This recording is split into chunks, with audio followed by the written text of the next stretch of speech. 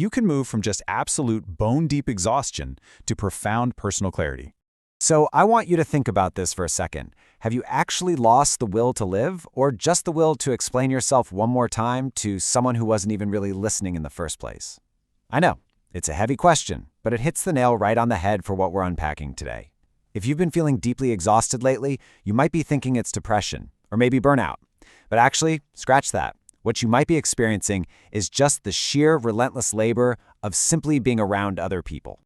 Let's get right into Section 1, a specific kind of tired, the kind that sleep does not fix. We are talking about a fatigue that totally defies logic. You know the one. A quick nap or even a 2-week holiday just isn't going to fix it. So many of us know this exact micro-journey. Picture this. It's 7 p.m., you arrive at a dinner, and you've bought your absolute best performative cheerfulness. The food's great, people are laughing, literally nothing is wrong. But by 9 p.m., even though you're sitting with people you genuinely love, you feel exactly like a smartphone flashing that red 3% battery warning. You're just sitting there waiting for it to be socially acceptable to make your exit. And by 11 p.m., you're finally home, lying on your bed with your shoes still on, just staring at the ceiling. You're not sad, you're not happy, you are just completely hollowed out, needing the world to be totally quiet because you feel like you just survived a rock concert, even though you were just at a dinner party. Now, most people just slap the label of introversion on this whole experience and call it a day, but psychologist Mark Snyder actually points us towards something much more specific: sustained cognitive depletion. I want you to think of this as your scientific permission slip. Look, socializing requires continuous heavy-duty processing. You're reading facial cues, tracking tone of voice, making sure what you say matches what you meant, and adjusting in real time to the emotional states of literally everyone in the room. For people whose brains do this work constantly and consciously, the exhaustion is intensely real. It's not a character flaw, it is intense, conscious brain work. Moving on to Section 2, the cost of performing, when small talk literally feels like punishment. When your everyday socializing requires that level of cognitive output, routine interactions stop feeling like polite banter and start feeling like a mild form of punishment. And it creates this incredibly strange paradox. On one hand, you could be sitting totally alone in your apartment, not performing at all, in your most comfortable clothes, and feel completely fine. But on the other hand, you could be in a crowded room, people are laughing, conversations are flowing, you're smiling at all the right moments, but you feel completely unseen and unreachable. It's just surface pleasantries stacked on top of pleasantries. The paradox here is that you can actually feel a much deeper, hollow ache of loneliness right in the middle of a gathering than you ever do when you're just sitting by yourself. And guys, this isn't just in your head. Researchers Stavro and Wren actually conducted a study to look into this exact phenomenon. They studied over 3,000 participants. That's a huge data set. And what they found uncovers a really surprising truth about human connection. They found that the negative effects of loneliness on our well-being are actually stronger when people are with others than when they're by themselves. Let that sink in. Being in a room full of people where you feel unseen does not protect you from isolation. It actively amplifies it. This completely validates what you're feeling.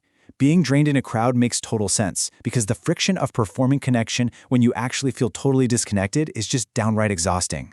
Which brings us to Section 3, reaching the breaking point. What exactly happens when your social reserves are completely spent? When you're finally tired of that amplified loneliness, your behavior starts to shift. That internal pivot from people-pleasing to self-preservation kicks in. Step 1, an invite arrives on your phone. Step 2, before you've even consciously processed it, your brain is already drafting a bulletproof reason why you can't go. Step 3, you stay home and you feel this quiet, almost suspicious level of relief. Now, what's really interesting about this slide is what that relief actually means. Not much relief at the sheer thought of not seeing people, it means the act of seeing them has been costing you significantly more than it returns. And then, unfortunately, the breaking point hits a little closer to home. You become inexplicably short with the people you love most. And man, this produces so much guilt, right? Because you aren't snapping at the barista or a stranger. You're snapping at your partner, your best friend, your mom, people who have done absolutely nothing wrong.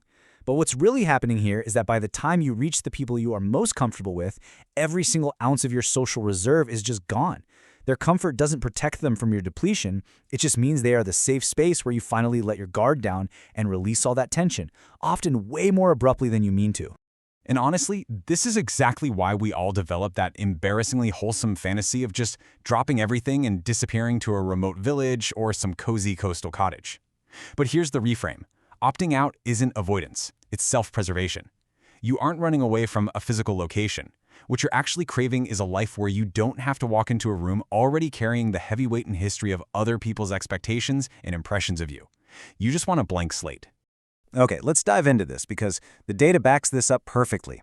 A 2016 study found that more frequent socializing with friends was actually associated with lower life satisfaction, specifically among people with higher cognitive ability. That is a very academic way of proving that for certain people, more people genuinely equals more cost. If your brain is wired to constantly analyze, process, and regulate everything around you, then a packed social calendar isn't fun, it's actively detrimental to your well-being. Let's look at Section 4, Mourning Your Past Self, Missing the Old You. Beneath all those canceled plans and the constant fatigue, there is often a very heavy emotional truth that we have to face. You miss the old you. You really miss that version of you whose energy lifted the moment you walked into a room rather than instantly draining out onto the floor. You probably don't even know when that shift happened, and honestly, that uncertainty carries a real weight. But remember this, grief is always pointing at something. Take a moment to just sit with that. The sadness you feel about losing your highly social self isn't a sign that your life is shrinking. It is pointing toward a profound, necessary internal change. And that leads us to our final part, Section 5, From Exhaustion to Clarity, the Deliberate Evolution. This brings us to the ultimate reframe. We have to look at this perceived loss for what it truly is. It's a powerful, deliberate evolution into self-preservation. So the crucial point is this. You haven't become someone who dislikes people.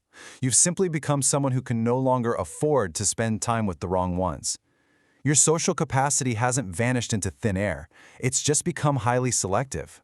And when you finally recognize this selectivity for what it is, it stops feeling like a loss, and it slowly, beautifully begins to feel like discernment. Nothing broke, something clarified. The exhaustion you feel, it's real. The relief you feel when plans get canceled, totally real. The loneliness in a crowded room is real, but absolutely none of it means you are broken. It is objective, undeniable proof that you are stepping into a vital phase of self-preservation. You are finally realizing the immense value of your own energy, and you're protecting it exactly like you should. So if you recognized yourself in this journey today, your mind might be pretty cluttered right now from spending way too long pouring your energy outward. Reclaiming your battery just requires a few simple daily actions. You've got to stop pouring energy outward to the wrong places. Clear out that mental backlog. Rebalance your dopamine by intentionally stepping away from the constant noise. And most importantly, rebuild your focus by embracing stillness rather than constantly trying to avoid it. I want to leave you with this final, provocative thought. As you step out of the trap of people-pleasing and step into your own personal clarity, you're going to realize something massive. You don't need more people in your life. You might actually just need fewer. So the real question you need to ask yourself moving forward is, do you have the right ones? Thank you so much for joining us for this explainer, and we really hope this journey brings you the clarity you absolutely deserve.